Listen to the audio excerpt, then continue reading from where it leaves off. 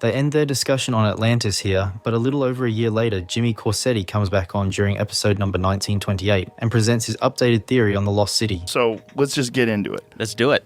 So the Richat structure, I was on your show a little over a year ago and shared some details about it. It's a site that astronauts typically use to reference from space. It is a geological feature that is said to be volcanic in nature.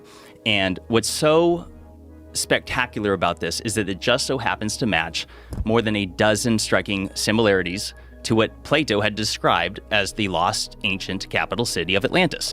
These similarities that Corsetti is mentioning include the fact that it follows the 3-to-2 ring ratio described, the fact Plato described Atlantis as being made of islands separated by moats, and even the bullseye design. Corsetti then goes into much more detail, even diving into the Atlas mountain chain, as you can see here.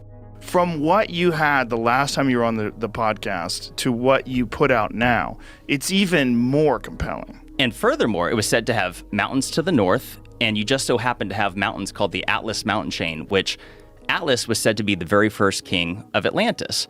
And what's interesting is that the very first known king of Mauritania, which is where the Richat structure is located, is also, their very first known king was also named Atlas. And though I'm not saying that that's the same individual, but what we do today is we pass down names, right? Like people like, oh, my dad's name's John, and so is my son.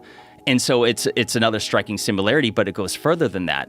He then explains that Atlantis has geological similarities, such as the red, black, and white colored stone, and the abundance of gold. According to the legends, Atlantis had an abundance of gold, and that the outer walls were even lined with this precious metal.